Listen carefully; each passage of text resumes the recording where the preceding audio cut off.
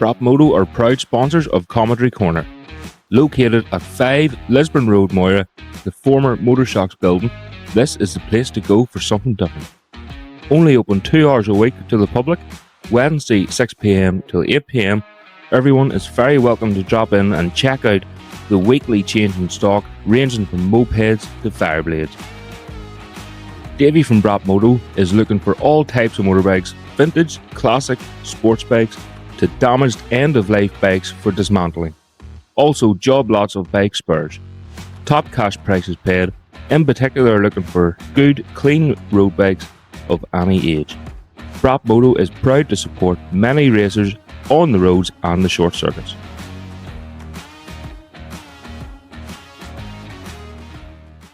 Ladies and gentlemen, welcome back to another episode of Commentary Corner, and once again I am joined by my gorgeous co-host with his luscious blonde locks, Corey McGreevy. Corey, tell us a wee bit about who we're going to speak We've got a really brilliant guest on for this week. I'm really excited to speak to him. We've had a wee bit of a chat beforehand. Probably one of the most, how would you say, prominent men, in my opinion, in Irish racing history. Yep. He was Northwest Clerk of the Course. Ran his own BSB team for a while, knows all the rights and wrongs. He's not going to get through his door later on. Oh, he's going to love it. He's loving this. Like. He is. And he deserves it too. He deserves it too. We have Mr. Billy Nutt MBE. Billy, how are we getting on, man? Getting on good. Over to you two boys. 3 boys, all right. 3 boys, we've got Stave Repeat as well. I'm not so sure now. We've hijacked you a wee bit here, Billy. Yeah, sort of a bit of crack. So we really want to know, and I'm sure the viewers as well want to know a lot more about you and the role that you've played for many and many years. And you're sort of always in the background. You're like the duck above the water and the feet going bucked off, you know. You can say that again sometimes. Yeah, look, it has been good fun. I know I must be 60 years now, but I'm 81, so I must have been started running bikes when we were about 22 or 23, and it was just the scrambles and grass tracks. And I worked in G-Pont for a while, and a few of the guys up there were keen on motorbikes, Tony McFarlane and Winston Buchanan and some of the Dohertys. They're big names, yeah. And we formed a wee club up at G-Pont. Right. And then we were involved with the Northern Ireland Club, but we decided we would try and form our own club. So we formed the Foiled Motorcycle Club. Brilliant. And I think that's maybe still going about the endurance and things What too. kind of year would that have been, Billy? I was in G-Pont. I left G-Pont in 1973 or something. 1973. So that was in the early 60s. 60. You weren't even thought then? No. Or Black and white days, yeah. Black and white days. Yes. And so would this have been when Billy Nutt motorcycles kind of collided? Would this have been day dot from... That was sort of how we got started. And then when we formed the Foil Club, I was chairman for a while on it. And then we started to run events and grass tracks and scrambles. And that was it. Yeah. And then in 1970, I got married. Isabel, she was a kids teacher, and she had got a job in Korean, and I was working in G-Pont. So we decided to buy a house in Korean. Yeah. And then I joined the Korean Motor Club. And that's how then the year after that, 1972, 71 was the last year that the old committee ran the Northwest, the Korean Club. And then there was a guy, Ossie McChesney, he was manager over in Identifit in Limavady. Okay. And they used to make bras for women, so the competitors that were over from Northwest was always keen to get over to see the factory. So that was good crack. But then in 72, there was nobody was thinking about running Northwest, so a few of us got together and we decided we'd have a go at running it. Okay.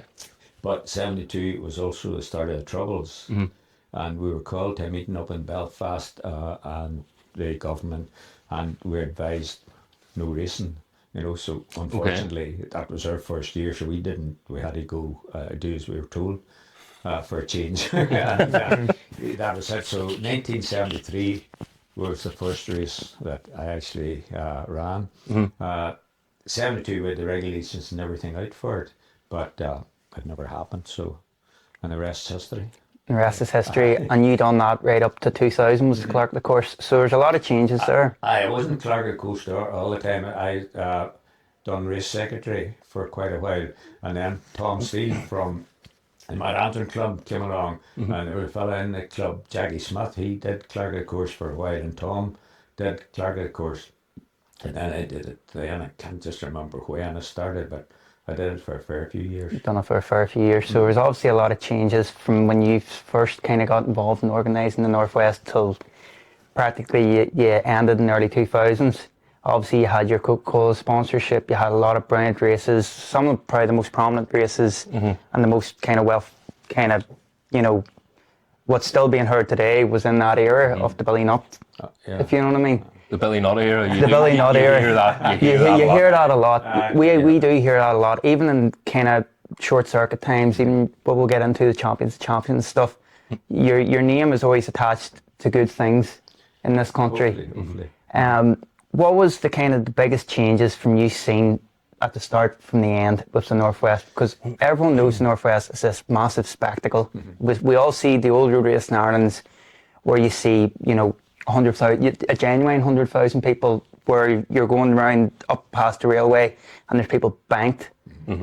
How did you get it to that stage? I think we have maybe a wee bit of a false perspective of what the Northwest was. If you look back, and I have some tapes of the black and white tapes, if you see the crowds there, they were lined the whole way around the coast road and things. There's not, I know they're saying so many comes now, and I don't want to get into that, but there was big crowds came there because, there was no restrictions. I mean, nowadays, if you take a man and he has 2 or 3 kids, a Saturday, it's not easy getting away, and farmers, it was a big day out for the farmers and everything. I've looked at photographs in the past, and I think those were yes, I was lucky because I was given a really good event. Ossie McChesney and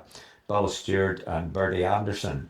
Bertie was the secretary, Bill was the treasurer, and Ossie was the chairman or the organizer. But they left me a very good event. Right, okay. And that helped. I mean, the Northwest was known. I didn't have to go over and tell people about the Northwest competitors or anything. Yeah. And then there was a guy, Norrie White, from Motorcycle News. Norrie was a big fan of the Northwest, and he was very helpful when I went over at the beginning and introduced you to people and helped you to get riders to come over and things. So, that was all good, but it's hard to know, it just grows and grows, and the way we worked was sort of, if we made some money this year, then we'd increase the prize money or try and bring something else. If we got it a wee bit tight, then we'd But you always put it back into the sport. Well, that, and in those days, genuinely nobody got paid. Yeah. Yes. Yeah. And the good thing was people came and offered you, you'd get somebody, you needed a digger, somebody that came done that brought a digger to you, or they did anything to help you, and that was a good thing. There was no money involved. The only time on the week of the race, we always got our lunch sometime, whether it was in the Edgewater Hotel or wherever it was, and everybody that was involved would have went and got a lunch, but that was maybe only about 30 of us or so. And if you had a car, you got your petrol or diesel paid for, and that was it. And was that through the whole time with you? Right? See, that comes as a surprise to me, because obviously you see it, like the likes of an event like the Northwest, and you see the glamour, you see the photos and stuff, and you think this is like a real, like a multi-million-pound, business. If you know what I mean. And it's surprising when you're telling me that you done it purely off, and a lot of volunteers and a lot of hard work. Yes. Just nearly kind of through the love of it. But well, just to make it clear, because people always think I'd made money in the Northwest, I never got paid for running the Northwest. Yeah. That's 100%. But I made money out of the promotion. I had not promotions because the deal I had done with the club was that if I got sponsorship or brought money into the club, Yeah. then I would get a certain percentage. of Right, it. okay. Yes. Yeah. Because and then eventually that turned into my job. Yeah. You know, but I genuinely never got paid for running the race. For running the race Yeah, itself. But that's how But I had made some money out of It it. is a full-time job, but it turned out, obviously you said, it's a full-time job because you're promoting, you're doing stuff every day. I was working. As well? I was there 5 days a week. Yeah, yeah. Yeah. Maybe the boss didn't think I was working, but So seeing that side of things when you're talking about your nut promotion, so you're saying that obviously you're, like we all know about the Coca-Cola sponsorship and all the big sponsorships that's always been involved, Turkington Windows Yeah. and all the stuff's came. So you're obviously going out to these meetings, showing them what you have, not that it's, you know, Northwest is a spectacle in itself. So you're basically treating it like a business as such, or you're trying to get...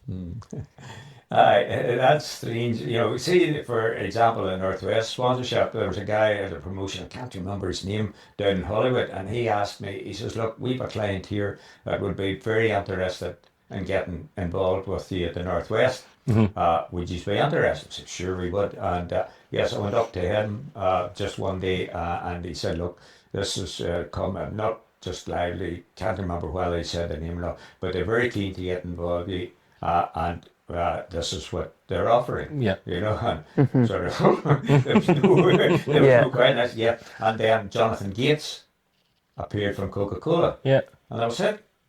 Done and dusted.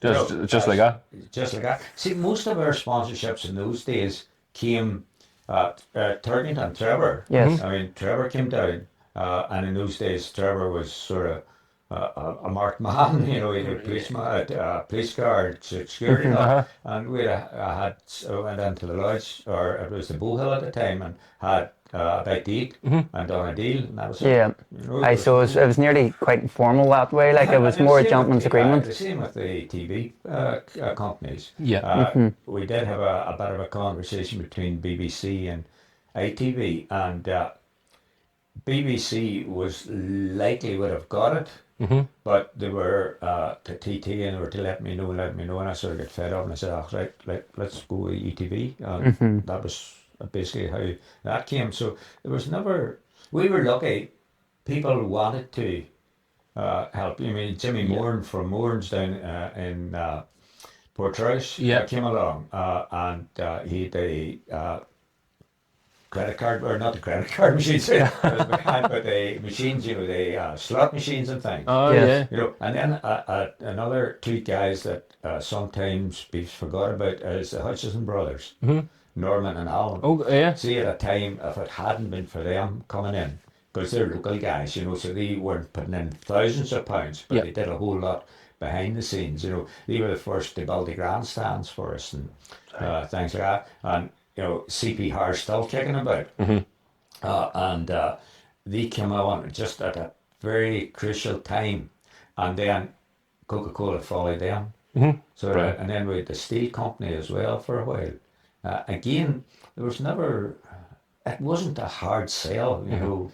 No. You just, and then you talk to them, you said, you know, that's what you're getting, and they would say, yeah, that's what you're getting, and that was it. Yeah. Everybody was reasonably happy. I mean, I think. So it wasn't really not saying a hard job, but your product was there as such, if you know what I mean. It sold itself. So it sold really. itself, but yet again, you had to put the hard yards. Yeah. Everyone, we've explained in our previous podcast, if someone's putting some X amount in, wanting X amount out, but it was always a kind of a nice, calm type of environment to sorting this stuff out. Yeah. Which probably made your job a bit easier, and then you could focus and concentrate on running the event properly itself. Aye, because there was an old boy, Jimmy J.B. Thompson, we called him. Jimmy had a service station in Garjan, Korea, and he was chairman. Yes. And see, at the beginning, him and I just didn't get on too well because I wanted to do things and Jimmy was the old hand. But eventually we agreed, and I would have had no place without him because he was key.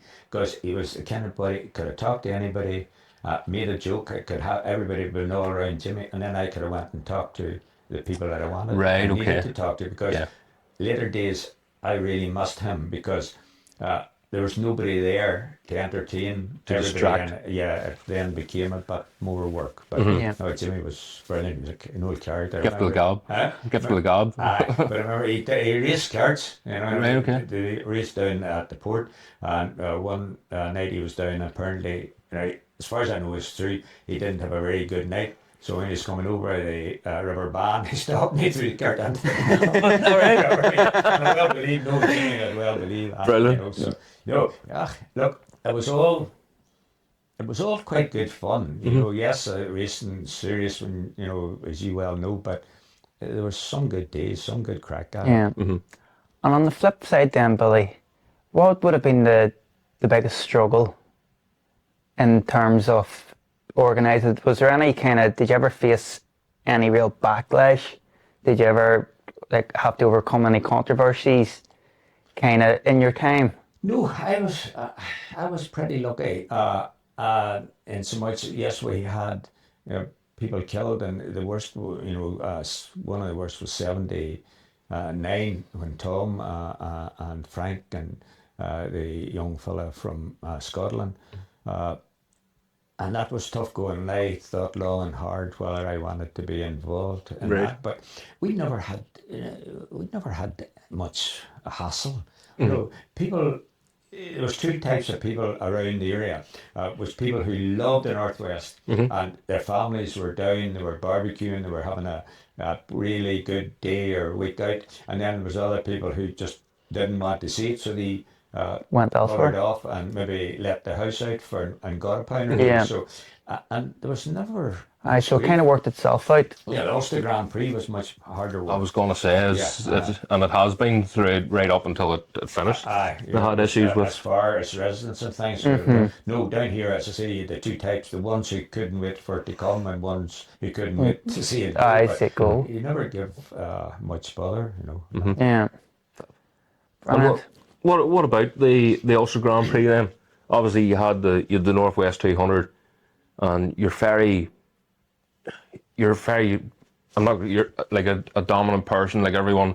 You're the man for the Northwest. Even when you were saying your early days, you know, you were well high up in the club. You were chairman of the club, and then you moved into Clerical Course Northwest 200.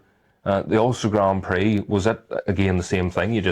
Or did you step into it, or did you have to the Ulster build? Grand Prix, the Ulster Centre Promotions, I think it was run at a time they ran out of money. And then the supporters club came to me and asked, you know, would I be interested in running it? And I said, well, look, we have a look with it, and I went and talked to them and said, okay, let's have a go at it. And that's how it started. And I was so lucky the first year. I wasn't so lucky some of the other years, but the sun was shining, spread in the skies, and Joey was there, and David Jeffries was there, and they were a battle, and Joey did the one. Would that have been 1999? Aye. Yeah. I think it was 98 or 99 it was. I think, No, yeah. no, it was way bit. It was before that. It was this was early again. 80. Aye, because Marty started race, and I didn't run the Ulster. We're thinking I was about just- the F&M. Right, we're talking about. I'm not sure. Yes. But that was my first Ulster Grand Prix, and I couldn't have had a better Ulster Grand Prix. Yeah. But the Ulster Grand Prix was hard work. You know. Harder work than the Northwest. Oh, aye, Northwest Yeah. was wee buns. Compared to the Ulster. Oh, yes. Honestly. The problem with the Ulster was, first of all, the area was near where you could collect money. You know, so there was people, the rugby clubs used to come and help it, and there was roadblocks here and there. But the first time I went up to do it, I thought, right, I'll go around these people, and got an envelope, a letter in an envelope, and I had 100 envelopes, and I headed up to Dundrod, and I started down the road, and I told them about the club and who we were and how to get in touch with us and things like that. And I talked, if there was somebody in the house, I talked to them. If not, I pushed them in the door. But I had got down by Wally Patterson's, down that road a wee bit. Yeah. And I still hadn't got near the first checkpoint. It was way out towards Lisburn. Yeah. I thought, holy Moses, how many houses are up here? You know, this is crazy. I know, and they all have to get passes. So then I had a thought, and I talked to a few people, and I said, look, if we brought it closer to the circuit, that would cut down a lot of the paperwork, because I'm not keen on paperwork On the circuit, basically. and things like that. And that was dead on. But then there were some guys that were hard work. Right. Kind of people that lived around the place. A lot of them had came out from Belfast and hadn't grown up with the Ulster, and them and the previous organisers had a few head-to-heads and things like that. So I found the Ulster was really hard work. And then after the event was over, we used to have to go and repair fences. People would have cut the barbed wire with snups, and that was crazy, the amount of work. The Ulster, but I still enjoyed it. But then at the end of the day, I was just got a few people killed, and I got the wee fella killed, the wee 8-year-old, and I was it. I knocked the wind out of your sails. I couldn't do any more of it, and I just thought, no. That was the sidecar. That's when the sidecars were knocked. No, sidecars, yes, and we took that sidecar to forensic and all. We could not find. The sidecar driver was killed as well. Yeah. And then the marshal the next year. That's right. Ian Locher coming out and the bike hit him. You know, I sort of went up there into Cumber. Somebody met me at the door, took me in, and you were right into a room, and everybody was sitting about, and nobody said this is Gerald's wife or his son. I sat as long as I could. Sorry. And see, when I came out, Isabel had gone up with me. I said, look, see, when I get this funeral over, that's it. That's it done. That was the downside to being the clerk of the course or whatever, because you had to go to funerals, you had to go to inquests, you had to go and meet the people.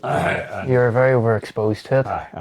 And some of the things you saw, it just took its toll on us. But don't get me wrong, I would like to still do it again if I got the opportunity. But I'm past that now, so don't be asking. I was going to say,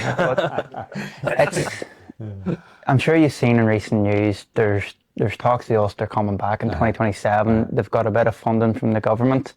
I'm not too sure how much it is. I think it's around the region of 400,000 or something.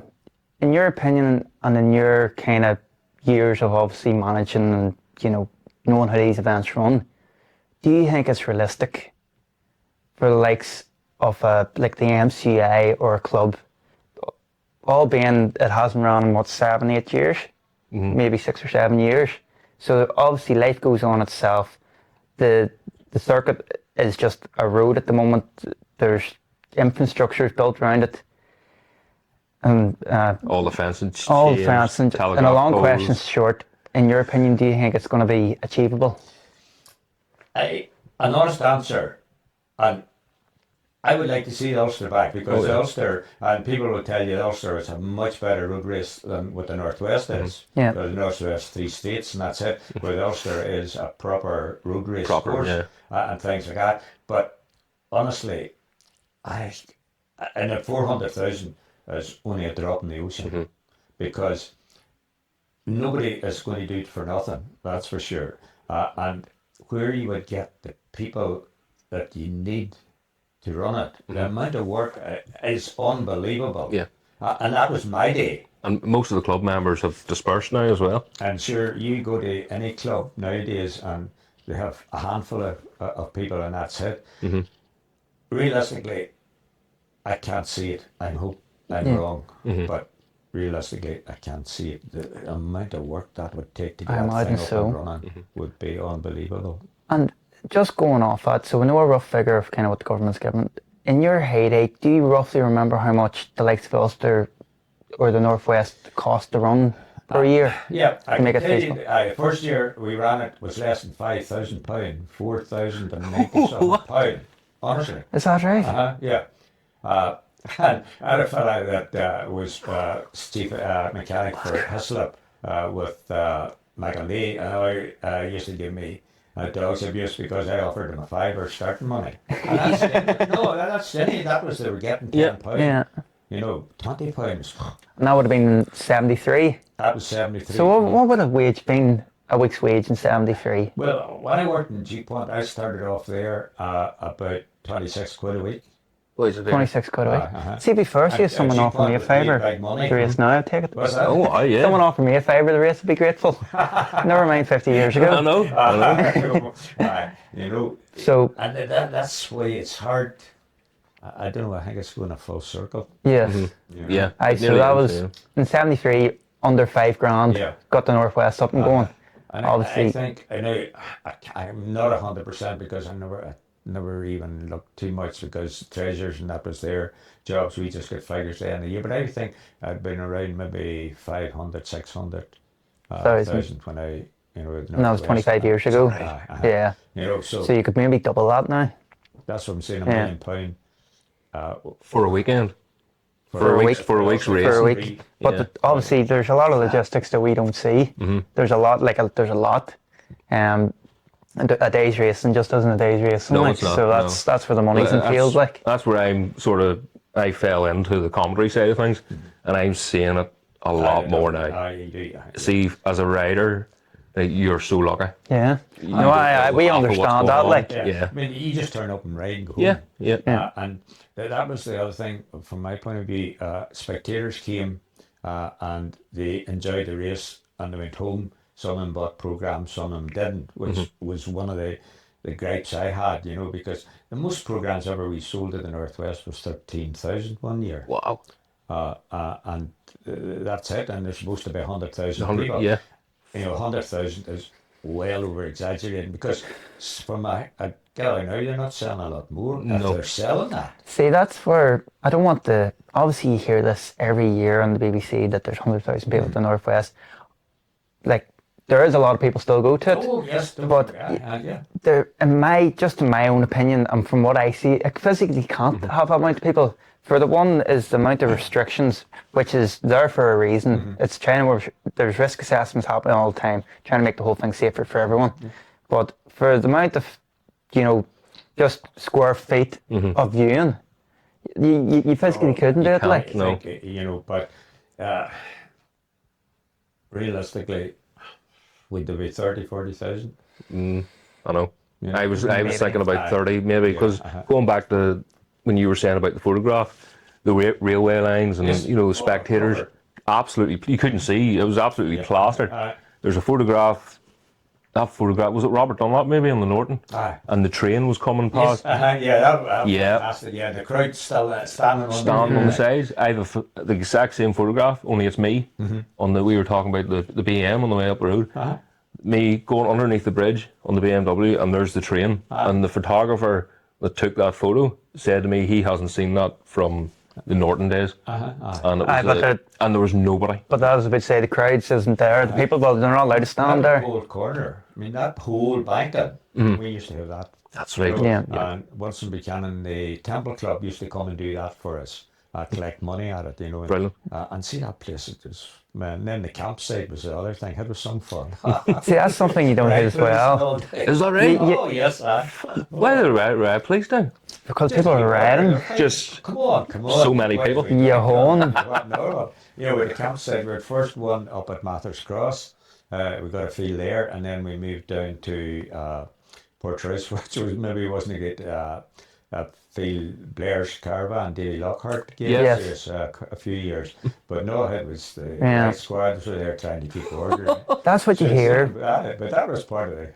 Yeah, was that was a part of it. That's what attracted people. Imagine if you knew that there was a party central beside, the beach, beside the water Yes. in May. I would go up Let's go. now, if you know what I mean. not even knowing anything about motorbike. But I think we are correct in terms of the numbers. The numbers that are being inflated, bandied about now, isn't probably what it is. You can see from Maybe throughout the week. maybe, but you're doubling numbers. The same person's being counted twice. If you know what I mean.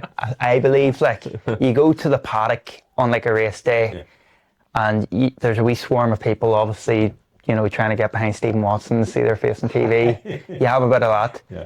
But then when you're following the helicopter, if you're watching the live stuff, it's not like it's rows and rows. Look, we fair play to the boys that are running it now, Yes. and good luck to them if they can get away with that, because they seem to be getting in a bit of money now, and one thing and another, you know. So Yeah. And I it had takes my some day, money. and I enjoyed it, and I have no complaints. Yeah. Would you ever, but if like, the likes of this Ulster Grand Prix coming back and someone knocking your door, Oh, would you no. would you help in the background, sort of, and point and no? No, no, I'm 81. Do it, good. You said that earlier. I didn't I know, believe you're you. still as sharp as a whistle. You're only back from Tenerife with good colour and all on you. Fuerteventura. Yeah, no, I'm living the dream at the minute. I'm so lucky. You know, with a good business, and Marty's doing a good job there. And you know, I don't have a lot of money, but I have enough money to. It means that Isabel and I can just go and enjoy ourselves, and you know, and yeah, I was so lucky, and our health is reasonably good. So Yep. that's Yeah. all that matters, you know. And you talk the business, obviously, not travel. And what gave you the idea of that? I think I roughly know the story, but you That know, was, you know, again, thanks to the Northwest. In those days, we were trying to get competitors to come over. Yeah. And obviously, the boat fare was a problem. How do we get the boat? How do we do this? So I tried to contact a couple of travel agents, and nobody was all that keen in doing. So I rang a fella in P&O, Yule Faulkner, yeah, and he says, "I surely, Billy, I give you rates for the Northwest," and he gave me rates. How competitive they were, I don't know, but Yule was very good to me, and that's what got me started. So it brilliant. meant then I was able to do the boats Yeah. for the guys. Some of them they had to pay, some of them that was part of the package they had, and that's how I got started. And then it built from there, and Coca-Cola came on board, and then we started to do promotions outside Northern Ireland Yeah. To try and encourage people coming over, and mind going to the Scottish motorcycle show, and place where we used to do quite a lot of shows and things, and people were interested in how do we get over, and that's how the travel business came, and then it's just growing and growing. I mean, we're so lucky, and we have a fairly good reputation, and the girls do a good job in the office. They give a good service, and yep. We've been to a few races, you know, over. Well, I've been with yourself to like the East Fortune racing against Marty. Yeah. And you never raced against Marty, did you? No, Marty was just a wee bit before my time, and I'm grateful I didn't have to race against him So because fast, so scary. Like I thought I was fast. See at East Fortune that time, The 600. first time on the 600, and the top half of the track, big, like right-hander, two right-handers, but you can turn it into one. And I thought I was motoring. This is during qualifying. And I heard this buzzing sound coming from the left-hand side of my bike. I was banked over. yeah. I thought, oh, it's blew up or something. And I just looked, I sat up a wee bit, and there's Marty riding right round the outside of me. I'd well believe it. You're clean About useless. twice, about twice the speed. So, Billy, road racing kind of came to an end for you. Then, was that when the start of the Champions? Or did you have an involvement in short circuits prior to that? ran European Championships. Right, I didn't know this. Mandela ran them for 2 or 3 years, and then we applied to get to the Motorcycle Union of Ireland. Obviously, I think it was the Fingal Club ran it for Mandela. Mandela wasn't a club at the time. Yeah. And then I applied for the Korean Club, and we ran at Kerrs. We did a serious amount of work. That's right, that would have been in the early 90s, would have been. Yeah. Was that like the Casey Stoner came over and all, 125? Yeah. No, Casey Stoney come over for the Champion of Champions. But these would have had the likes of your Regis Laconis and Max Biaggi's and stuff, so that would have been like that would have still been like the stepping stone to World Championship. Yeah. I remember reading stuff about this where like our own riders like Alan Patterson and stuff didn't embarrass themselves at this. I mean, sure, Robert won the 125. That's correct, yes. Working in the back of trailer, in the back of the car, the van.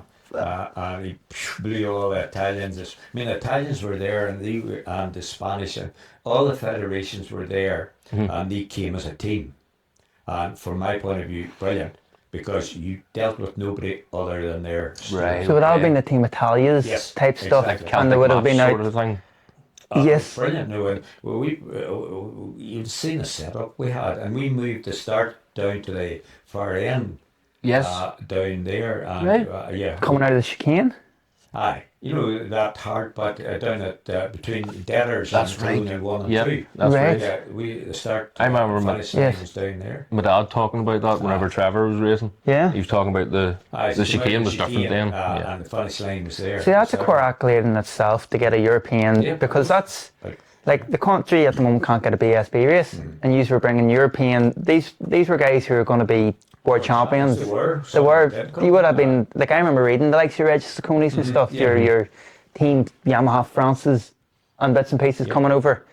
So that's like, imagine someone pulled that off now. It'd be unheard of. Most of the big federations had their teams there, you know, and their wagons and whatnot, all, and then they had their representative, and that's all. You never, and we had translators there, and we had medical people, we had physio people, we had. And this was organised through you, not the teams. No, we had to have it. It was organised through us. Yeah. Yeah. You know, Bring back Billy Nutt. Bring back, I'm telling you. Oh, he's gone. And so how many years did you have the European Championship rounds for? I think it was 4 years. 4 years. So I would have been kind of made up of like the early 90s. So you're still with your Northwest stuff then on the Ulster Grand Prix bits and pieces. So when did this brilliant idea, in my opinion, because I'm still watching it on YouTube, of the kind of the Wednesday afternoon champions UTVs, Yeah. you know, covered racing. Aye. With You know, your it was one of these mad ideas that I had. And I thought, look, why could we run something? Well, first of all, Alan Bremner was the chief of programming at UTV. And Alan, him and I got on very well, and he was very good and really interested in the bikes. And he says to me one time, we were talking, we'd be up with him, and he says, well, no chance of a short circuit, a series or something. Can you come up with something? And we'd be interested. So I thought, right. And Stephen Watson was working for UTV at the time. Yeah. So we thought, right, we'll have a champion of champions. We'll have 4 or 5 classes.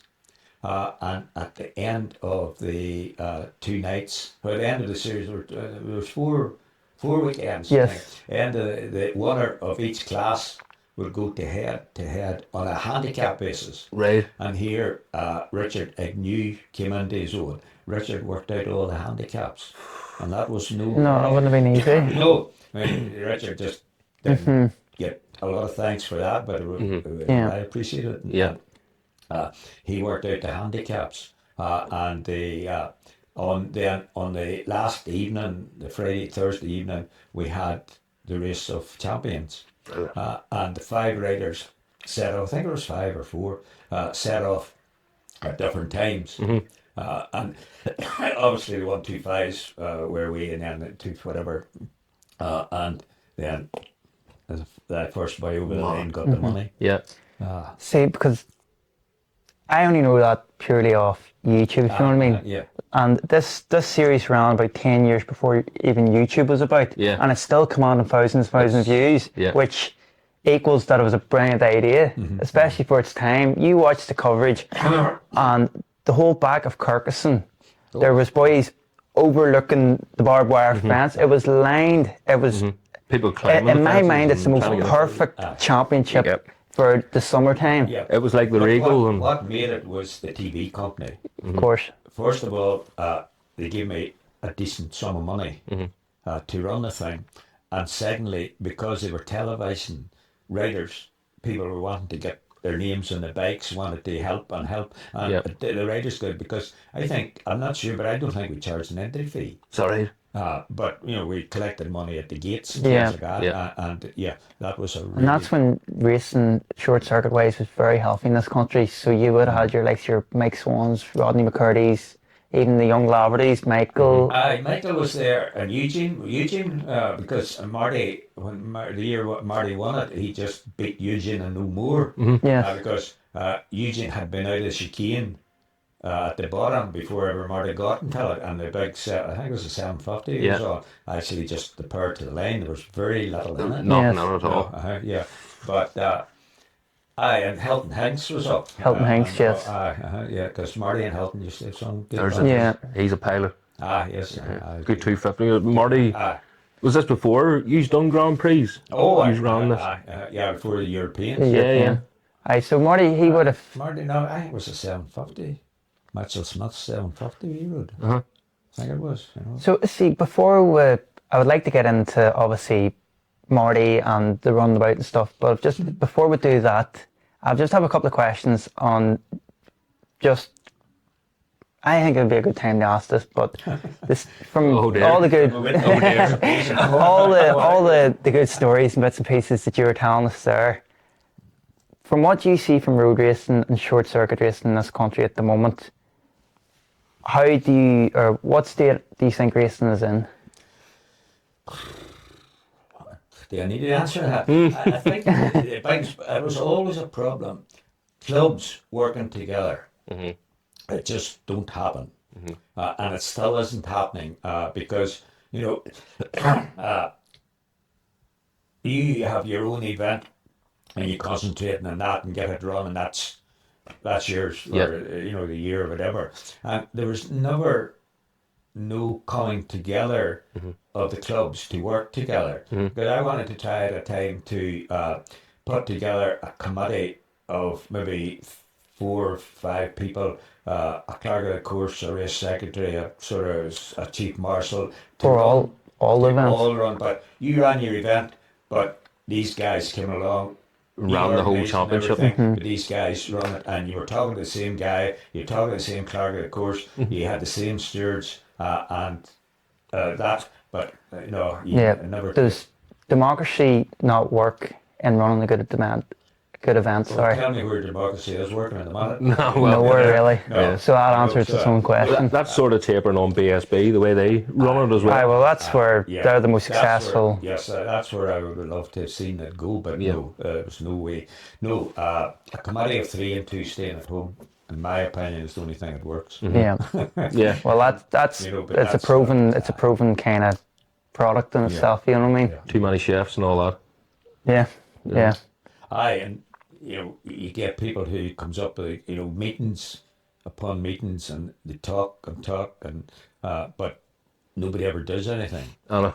And you know, boys will come up with great ideas and things like that, but And that never gets done. for doing it. Oh no, I wouldn't have time. Meetings about meetings. Yes, That's where we're not like obviously with the racing I do. I appreciate the clubs putting on races. I appreciate the hard work and the effort the volunteers do, but sometimes you nearly have to look at a different type of model. The likes of what Stuart Higgs is doing. Obviously, he's got a proven championship. He rules kind of with an iron fist, and you just yourself. We could talk about that, like, but The whole thing just has to be run like a business. Yeah. You know, once we lost Davy Wood and Imperial Tobacco, sunk. you know, Davy Wood, you know, there were people like Davy, people didn't. The same as people like me, people didn't. But Davy was a gem. Yeah. Unbelievable. Because he would have had every class, obviously a different cigarette brand, like, but that was money. Yeah. Every cigarette brand was money. Yes. Good prize money, I assume, at the time. A good influx. Yep. I'm not too sure because I wasn't about at the time, but obviously a lot healthier probably than what it is now. Eddie also helped the Northwest as well. Yeah. Put money in there, and the Ulster Grand Prix. No, once the Imperial Tobacco money went, the whole thing fell to nurse, to say, because there was nobody there like Davy Wood. There was nobody in the MCI who could go out and if you have money, you can do anything. You know, and that was why the summer series, the Champion of Champions, because we had money. Yeah. UTV gave us money, and then we got gate money because we got a crowd. And it's a vicious old circle. A rising tide lifts everything. Yeah. And that's losing that tobacco company was over the head of losing Davy Wood. No, because the rules came out That you couldn't advertise, yes. Motorsport, they weren't allowed to advertise motorsport. No, it was the government that killed that. Ah, right. You Yeah. know, so no. But how do we attract another? I know maybe not Imperial Tobacco again because we can't. But how can racing go forward and attract itself back into them heydays, or do you think the horse is bolted? Well, you've got I don't know. Obviously, we have STB or SBT Ireland's obviously put a bit of money in for a bit of prize fund. Everyone's grateful for that, but and you're starting to see you got these alcohol companies. Obviously, they give a lot to sport back in the day, but But you're starting to see the 0-0s on now. Yeah, but and then e-cig companies. probably won't apply in this country. That's the problem. We can't seem to get them into. I think you haven't got the product. I mean, I hadn't been at the local races for ages because Marty was racing in England, and see, by the time you got the season over, and then we always find when we went to the Sunflower, you got so much grief from whoever, and we thought, it was cold, it was wet, and it rained, and I just give up, you know. So and then recently I had gone back because we were doing a bit of sponsorship, and You were looking it after was- Rory Crieff. well, no, that's only just recently. Okay. But no, we were just we were promoting Nut Travel, and we used to go up and take a stand and some of the girls and give out leaflets and stuff like that. The only thing then, I just couldn't understand the racing because in one class you had maybe 3 different waters. Don't even talk to me. I know. Is he trying to keep up with that? It's impossible. Yeah. You know, in the olden days, you had a 250 class, a 350 class, and a 500 class. And the first 30 or whatever it was, they qualified the A group. Yeah. And then the next one was the B group. And the next one was if they had C groups. So A boys went off, and you had the winner. And the B was a separate race, and you had a winner. Yeah. And then, from a rider's point of view, as you progressed, then you got maybe up into the Bs and you get up into the A's. Yep. But now they have super twins. They have. Honestly, So- I just couldn't follow it. There's one there. There's 5 different championships in the one race. Yeah, See, that doesn't make sense No. either. Like, that's the whole problem that I see. And they say, "Oh, but these boys are these bikes." That's okay. Just let them all go. Yeah. You know, Aye, and let them aye. go. a lightweight race. Yeah, I like weight race. Lightweight champ. Yeah, aye. That's it. And let whatever qualifies, set the rules for that, and let it go. that would make a lot more sense. But- See if there was like a 5-class structure or something that you It say. needs to be something that you could sell to somebody. Yeah. See at the minute, I mean, what are you going to sell? No, You know, I there's fully too much. agree. I fully agree. How many superbikes would you have? 10, 15? Probably about 15 now. Probably about 15. Then Yeah. you have your cup class and stuff Yes, as well. and all So, that. We'll just put them all together. and then I Superbike just class. whoever qualifies, and then as you say, you can get your B's and C's race. Back home here, I don't think there's any need for a superbike class. I'm not even sure there's a need for a 1000cc class. Okay. In general. Those are the speedless super sport machines now. 1000cc, yes, is okay, and they're pretty easy to run because there's not a lot of boys can take all the parts on that Yeah. thing out of it. If they You're get not it wringing set it. up. You're not wringing his neck. And You spend more time 600 taking it out. Eh? You spend more time taking part out of it. Yeah, take it exactly. Yeah, 600 should be standard, and then there should be 400 class or something like that. And there's some, I think, 250s now. I'm not even up to what kind of motorbikes you can buy. There's Yeah. like But 250, 2 strokes. Yeah. The RS side, you know, so there's no reason why you couldn't get, as you say, 5 clean classes, and take a couple of years to get that sorted out. Superbikes, forget about them. It's standard, but then it needs to be policed properly. See, well, that's the issue that we're having with the 600 class at the moment. Obviously, manufacturers aren't making 600s no more, No. apart from your Hondas. So the way World Championship is and BSB is, they're using a controlled ECU and a loom, obviously bringing bigger capacity motorcycles in, and they're trying to level it out that way. Do you believe that should be the main class over here?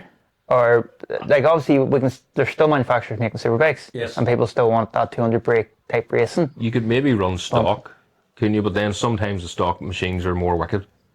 Well, the it's not superbikes. even necessarily that You know, if because you take that class that Rory was on, the 400 or 350, Yeah. there's, I don't know, maybe 3 classes there. And there was quick boys in each of the classes. Yeah. Well, why can you not be racing? They were racing against each other, but they were having... aye, but they should all be in Yes. like equal machinery to make a race out of it. No. I fully They understand should what you be mean. racing the flag. It should be racing to the flag, whatever bike you have, as long as it comes within Yeah. that category. And Because they're all pretty even anyway, aren't they? aye, and see, to be honest, the rules, unless it's proper policed, Yeah. it's a problem. Yeah.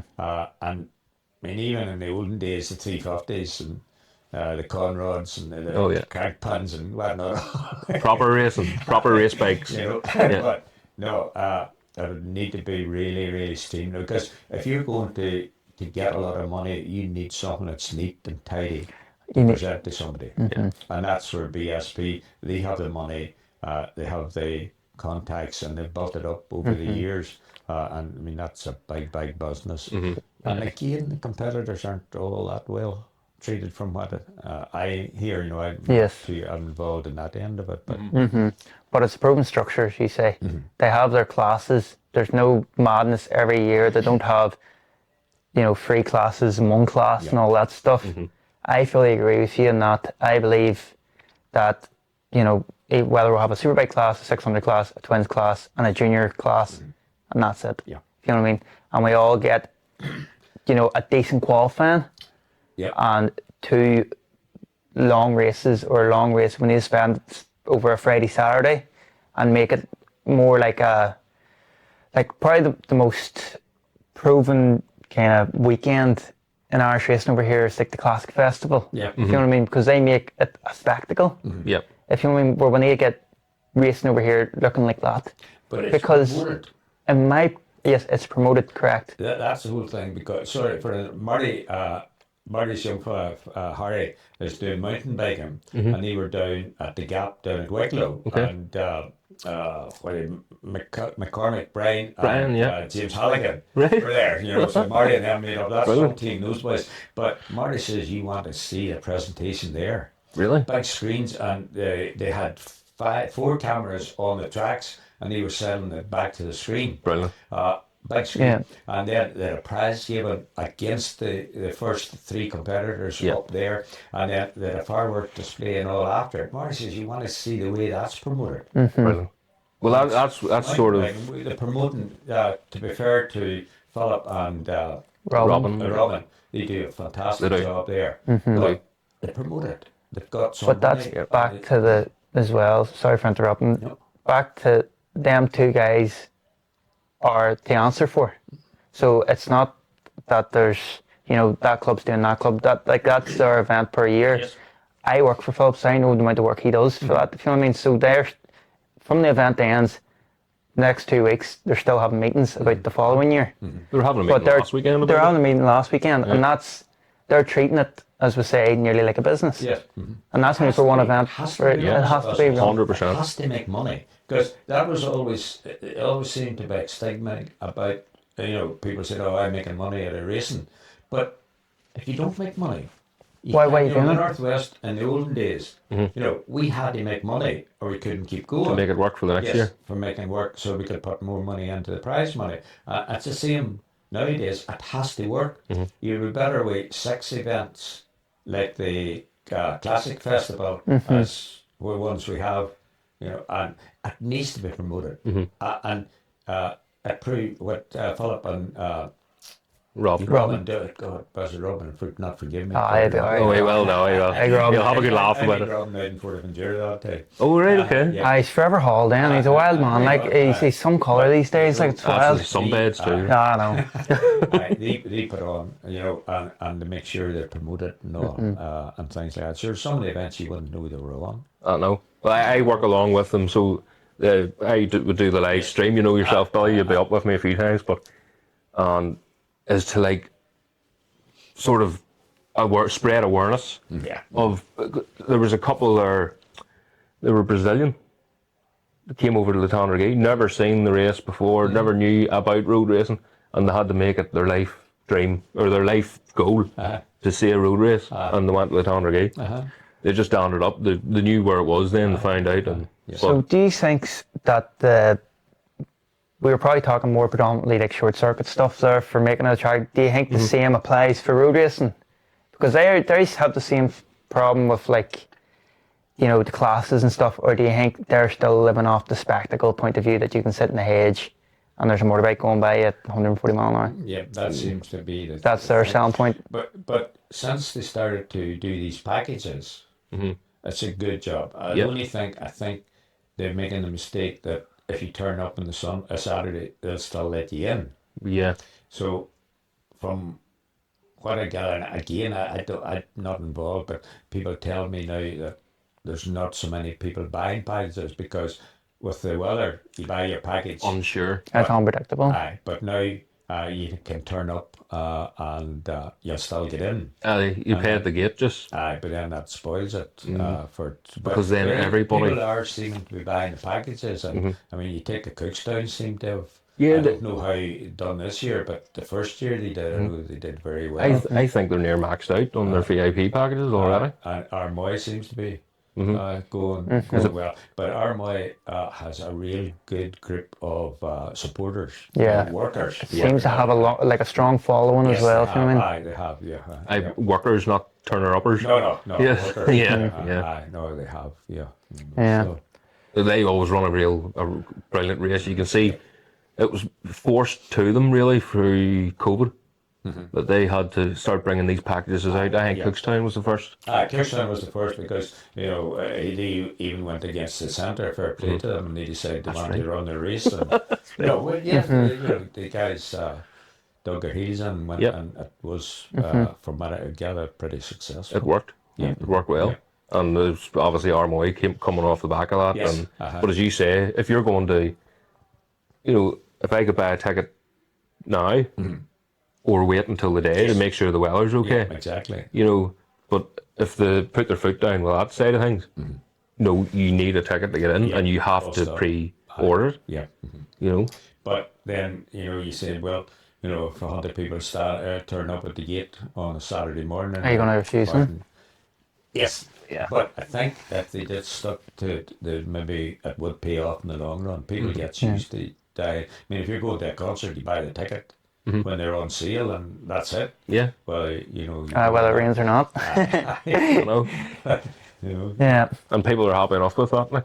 They do have to start putting the foot down. And, like the MCI, they've already started making changes with this class thing, so they're getting rid of some classes and they're combining Strong public overdue, championships. But as you say, people get used to it. Yeah. So they don't like change. No, but people always are just, no matter what, even business, the officers, whatever at workplace, if you try to change something, there's always a resistance to it. Yeah. But as you, Do you think it's more predominant in this country though? Do you think this country is just an age-old tradition? No. No, I don't think. No, so. I think it's just all over. Yeah, aye. saying this country's full of wee scumbags. I'm not saying that. It's just they love their traditions, don't they? Yeah, certainly do. Right, Billy. I think we're ready enough for it. But the next bit I'm deadly interested to hear about is we were loosely speaking about it as well. Was You're making me nervous. I'm not gonna. There won't be a bombshell here. So obviously you have a son, Marty, who's a renowned racer in this country, BSB champion, European Superstock 1000 podium finisher, Sunflower Trophy race winner. So I imagine Marty started racing motocross, did he, as a child? Yep.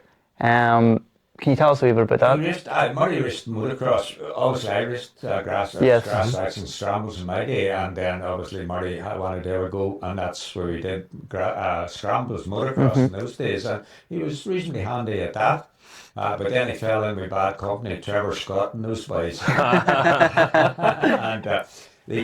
Ian Newton, and we were up at Curtiston at the supermotos. Yes. And Paul Bird was there, and Marty was in his 250, and Paul was in the 500. And you go down by the control tower and in and out. Yeah. And Marty took Birdie as he went out, went through that. And Newton says, "Right, boy, you need to bring this boy over to the British Championship. I'll get you a 250 Aprilia."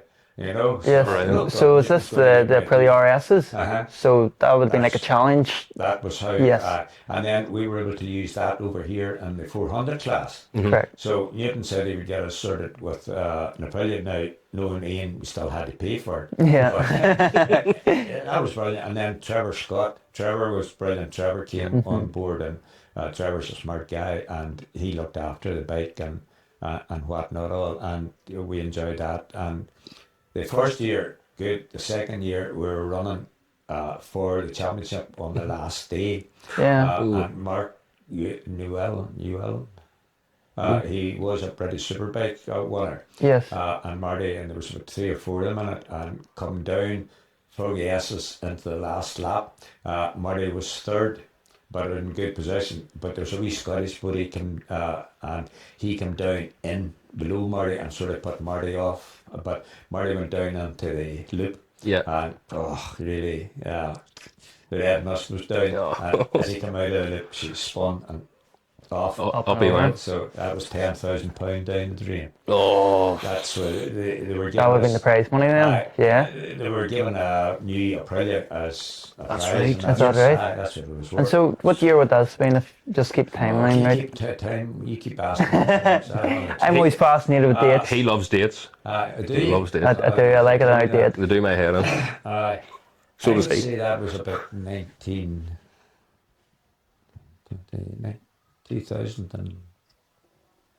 2002, 2003. Yeah. So around turn that. of the millennium. Because then the next year, fair enough, we didn't get the bike, but Newton gave him a ride. They supplied him with a Aprilia, him and Wolseley Coulter. So that would have been the thousands. That would have been the millies. The millies, yeah. And was that in British Superstock thousands Superstock. That would have been a handful. and Europeans? So you were doing that in the same year back, like. Aye. The deal we had was Newton looked after the bike for Superstock, but we looked after the bike for Europeans. For It was our European. responsibility. So how many weekends of the year were you? Them all? Never away, never at home. Never at home. No, Never doing any work. No, not work. No, I was lucky. We had good girls in the office. Yeah. And the office, I kept going. And even when we were racing, I mean, the commentators were good to us. Like Jimmy Whittam and what do you call the other big Fred Clark and those boys. They were always, because Marty was thereabouts, and Nut Promotions or Nut Travel was always getting mentioned. Yeah. Yeah. So. I used to get steady steam of It work. cost us a bit of money, but it got our name out. And then when he went to ride for Coventry Ducati, I had nothing to do. So then I got involved with Tours of Ireland, and Marty, they helped to sponsor us there. Yeah. And then I took a stand and promoted Tours of Ireland to. I did about 2.5, 3 years. And I was away 25 weekends in the year. Away. Half the year you were away, like.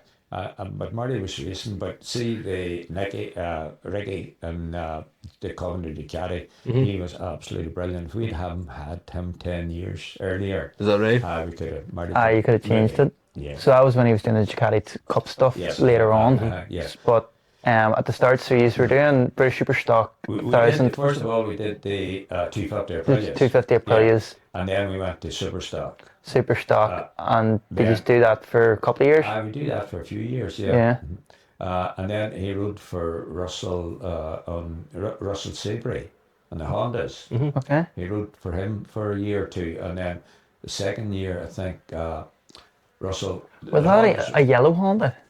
That might have been. Yeah, I have it in my memory about a yellow. That was in BSB, wasn't it? That was in Superbike class. Yes. Yeah. But the Hondas were getting near the end of their tether, and they weren't really competitive. Yeah. But we were still riding them. And then the next year we went back to Superstock, and Kieran McCormick, guy from home here that has a big business over in England, he came on board and he built the truck for us and supplied the truck, and came and him and his wife fed us and whatnot all, so. But no, Marty, and even the 250 or the 1000 Suzuki that we had, that was pretty good. Yeah. But it wasn't the best. The bike was dead on, but we hadn't got the equipment to make it, or the team to make it go. It was Yes. a couple of other boys. Don't know much about motorbikes. No. And do you think, see, even, we're talking 20 years ago, so. That's near your date of birth. Huh? Near It's your not date of far birth. away. Not far away. So I know from my own experience how important a good team is around you, Yeah. and having your infrastructure and your equipment. And it's not even having the shiniest, best stuff. It's how you can extract the best out of it. Do you think that you lacked that at the start of Marty's career? Yep. And do you, Well, no, the 250 Aprilia with Trevor. Yes. No, Trevor's still very good, so he is. That bike Yeah. was as good as any. Yeah. And Marty, don't get Marty had never ridden Marty went straight from motocross till Straight on the 250. 250 Aprilia, and he'd never seen Alton Park or Donington Park or anything. So that first year, everything was Which is very impressive. If you know what I mean, be at the front of any sort of British Championship is very impressive, especially in like your first year of riding it. You know what I mean? So that would have probably. I imagine that perked a lot of years up at the time, especially if Ian Newton's off and you're right the following year. Like, so going off kind of what we've heard so far, Marty's career at the very start, it was a very fast forward progression, straight in. Like, it's very rarely you hear someone going straight to BSB. Yeah, no. If you know what I mean, straight from the grass to BSB. Well, you get no bad habits. I mean, if you take Alistair Seeley, Alistair was winning everything here, and he went over to BSB, and I was talking to him the Friday evening, and he didn't even qualify. Yeah. You know, but it's such a different setup and everything. But that's what we started doing. Somebody didn't know any better. Yeah. So if bad habits is in riding style, and I understand what you're saying. Bad habits in terms of we have at your time maybe 3 tracks. Yes. And you get complacent. Yeah. I fully understand it myself. I go through that myself. But that's where I made the mistake that I didn't push hard enough to get Marty into a team, because and that's what I'm trying to do with Rory at the moment. We've got him into the Haslams, the Rocket Rookies. And you know, there's a great a fantastic setup there, and hopefully Rory tell the duck to water. He is a good young fella. And how come at that time you didn't push the team? It wasn't easy getting into it. And we try to do too much ourselves and not get in to even where I got into a team of some sort. But again, you were handing out money. Yeah. And you thought you could do it cheaper, but you can't. No. You know, you're always missing. I mean, if you take Haslam, what the set they have for the rookies, you know, unbelievable from what we have seen and what they've promised us. Maybe this time next year it'll be a different story. You know, they've won it twice, the championship, and they seem to, and that's what Marty must, and a lot of it was my fault. He has a ranch and all, doesn't he? The rookies, and they've got a ranch sort of thing over there. There's like a bit of a We're training going camp. next Saturday over for a training day, just to get Rory into and then they're going out.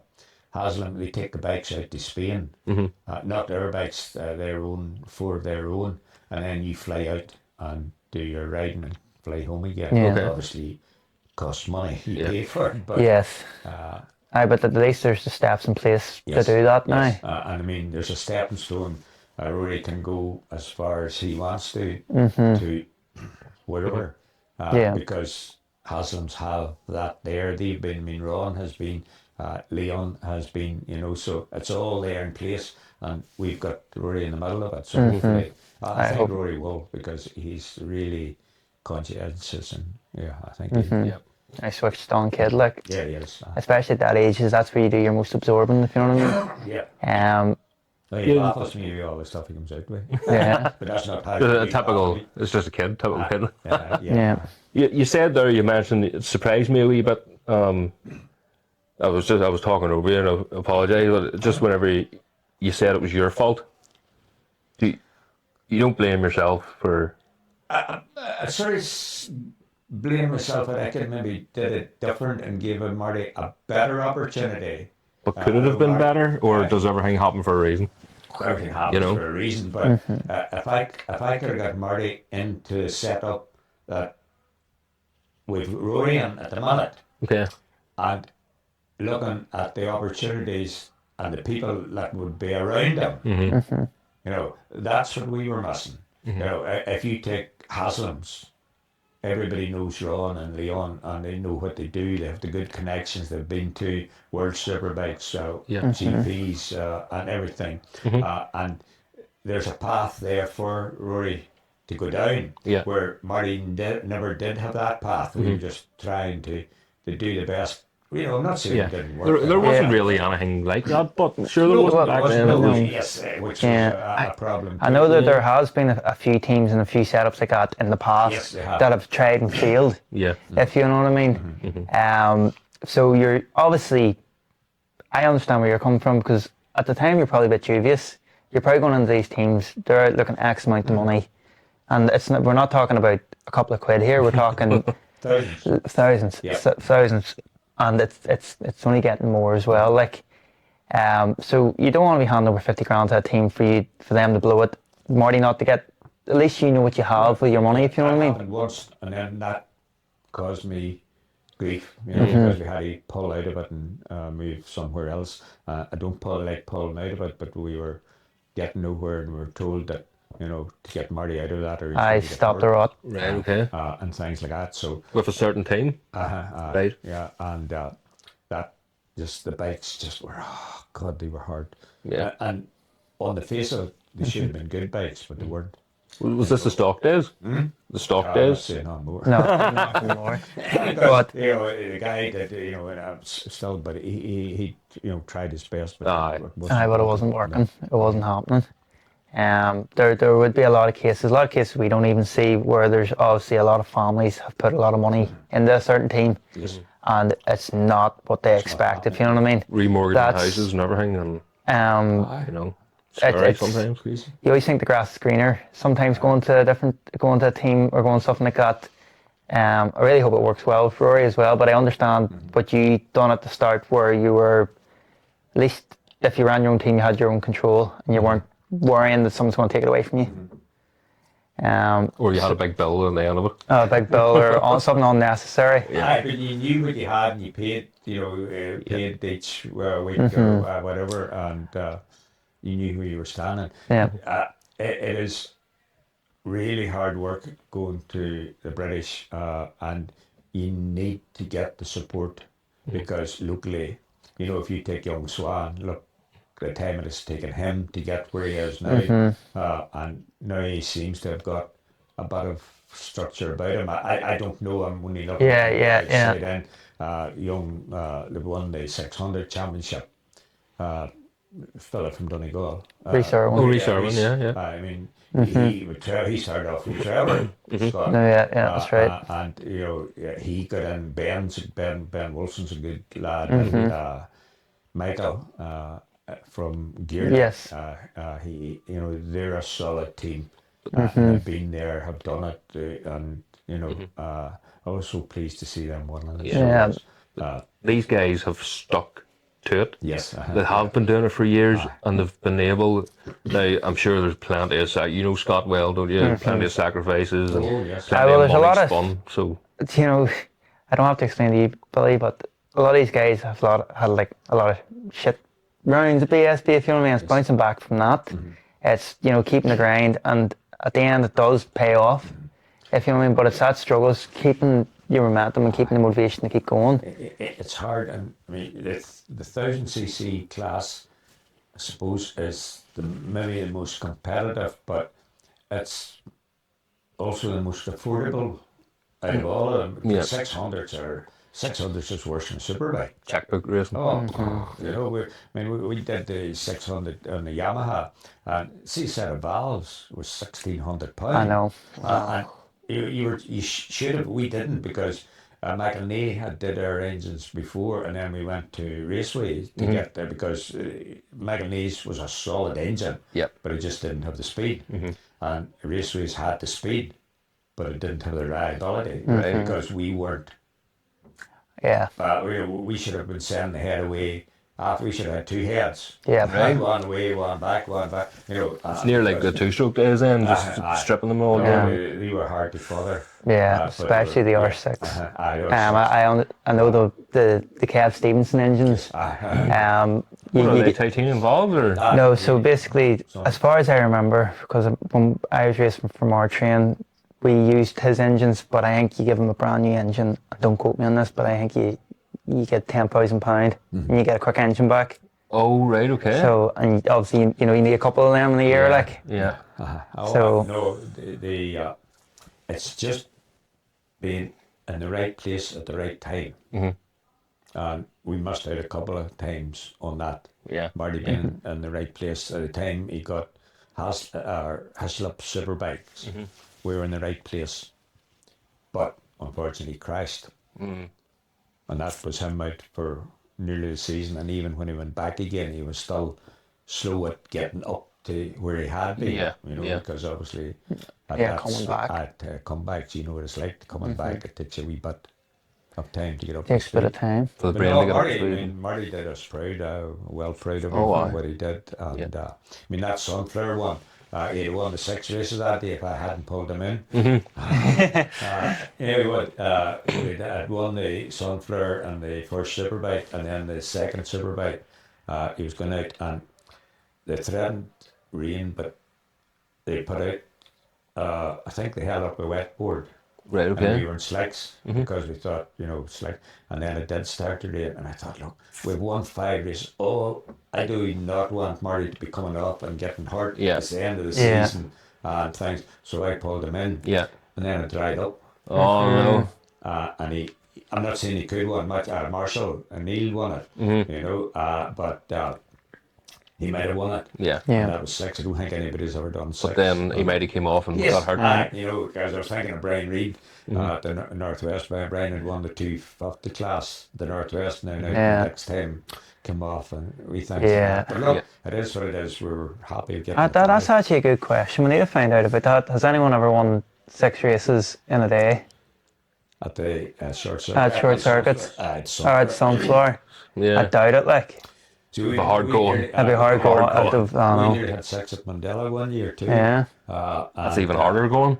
Well, we had the 250 Aprilia and we had the 250 Honda. Had we something else? That's something you don't see as often as well, is someone riding multiple classes. Yeah. To Not- get not to get anymore. that. Yeah. No, not anymore. I remember Marty coming It's out. not easy done. Yeah, saying to me, what bike am I going out on next? Yeah, yeah. Yeah. You know, I remember at Bishop's Court even in my day, I was riding the it was the Martrain R6. I had the Superbike, Raymond Lilly Superbike, yeah. the Scud Missile they called it, and then I had the 250 Honda and the 350, the TZ 350. You just- I actually see at the end of the day. I remember coming on off. It was Sandy McCutcheon's 250. I came in after the race, and I stood on the pegs to jump over the bike on the other side. I couldn't feel the legs. I just felt like I fell into the ground and dropped the bike in front of everyone. And I was like, oh, I was scundered, but I was racing that amount of races and then jumping on that big armchair of Raymond Lilly's, and wrestling it around for 12 laps, So You know, but anyway, So- young fellas yeah, any more sense. and a lot fitter than what I was. So let's see, out of all your kind of, obviously you're racing with Marty, you've done loads of stuff, done the European stuff, you've done Superbike stuff. Have you got any like real fond memories of the European stuff to start off with? Obviously going to, you're going to like your Monzas and your Jerez and stuff. The fond memories wasn't nothing to do with the racing. It was a party after. That's even better. In Aachen, sure that. And In Germany, is is that? correct me, in Germany. And the Aston was the next big game. Yeah. So we all decided to stay over. And oh boy, it was hot to rough. I went to bed eventually, but God, it was rough. Right. Is that right? Oh, yeah. And I was full enough to leave the scooter in the awning with the keys on it. And we were riding around the all right. And Jimmy Ellison couldn't get his car started in the morning because I think they'd left the battery or something. So, it was some fun. But the Europeans were always good fun. But the thing is, usually once the race was over, even the Superbikes were still on, we were heading for home, but because we stayed over, Yeah. and the road racing, one of the highlights for me was Owen McNally winning the 250 race at the Northwest and Bobby Mullins in Australia. 1997. Was it? Yeah. Because Owen lived in the circuit, and Bobby's a local man, and Bobby wouldn't have been a motorbike man, but he a car dealer, and he bought Owen this 250 Aprilia, and Wolseley was there. They were all there. Yeah. And Owen, well, that was. And was it like that just a highlight. an electrifying like atmosphere that day? I'm sure Was it was just but like, yeah. I never really got. You never really got absorbed into it, like. Because the next race was Yeah, coming, yeah. And then the other time was after Merlin Robinson got killed. Joey was not all that happy about coming back again, and eventually I got Barry Simmons, the guarantee if Joey wanted to ride, he'd give him the bikes and everything, and the usual thing. And then Joey did decide he was going. On the way down into Metapole, a bloody dog ran out in front of him. Flipping heck, yeah. As well, and that was one of the days it was a big sigh of relief when it Yeah, was all yeah. over. Yeah. Getting Joey back safe and sound. We had plenty of bad days as well, but no, that's what it is. What Aye. it is. It's been a good run, and I know we're just probably nearly wrap it up soon. But what in you and Marty's kind of own racing, what's your proudest achievement? That's a good one. Well, obviously winning the Ducati Championship Yes. was brilliant because he'd been trying and then he came back from injury and he was, but no, he didn't want to go out.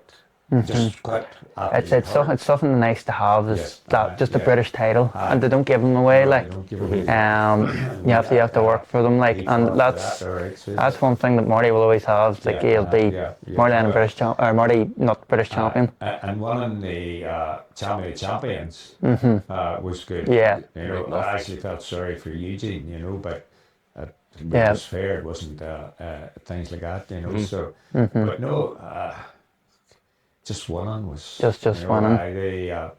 When he was riding in the Super Cup, that was good. I mean, we had some core straps there with Yeah. a few boys and things like that. The biggest problem we had with the super bikes was we didn't get the top grade of tires because they had sort of 3 levels. Was this of the tires. Tire War era? It may have been. Yeah. The good teams, the high teams, got the development tire for that year. The next team, Superbike team, got last year's development, and then we got a third rate because we complained about, and then they decided they would give us the middle one. And honestly, we were getting half second a second. Is that right? From a tire? Just from one level up. Yes. And that's hard to accept because you're Aye, putting because the you're going, effort- yeah, you're putting the effort in. You were finishing maybe 10th, 11th, 12th, but see, it was a grade of tire was Yes. making the difference. tires. But And was there? And there's I know still the a back tires is today. everything. You know what I mean? Yeah. But how did you? Obviously, you went the likes of what was Dunlop at the time. Aye. Dunlop saying Was it Dunlop or Prelate? No, I think it was Dunlop. I was told it was Dunlop. Yes. Obviously, you are still paying for your tires here. Well, everyone's paying for their tires. Dunlop gave us a pretty good deal because they Yeah. come to the Northwest and all, and they had But- given us. Pop was pretty good, like. Yeah.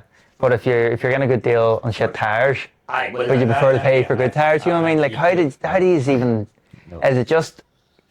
How did Dunlop? Nothing you can do about it. Nothing you can do about it. No, It was just that's- you're in that that's what you're structure. getting, and that's the structure. Yeah. That's where you were in. It's just it's glorified nearly cheating. I If you know what I mean. But If there's that still- happened today, you'd be cracking up. They are still doing that today.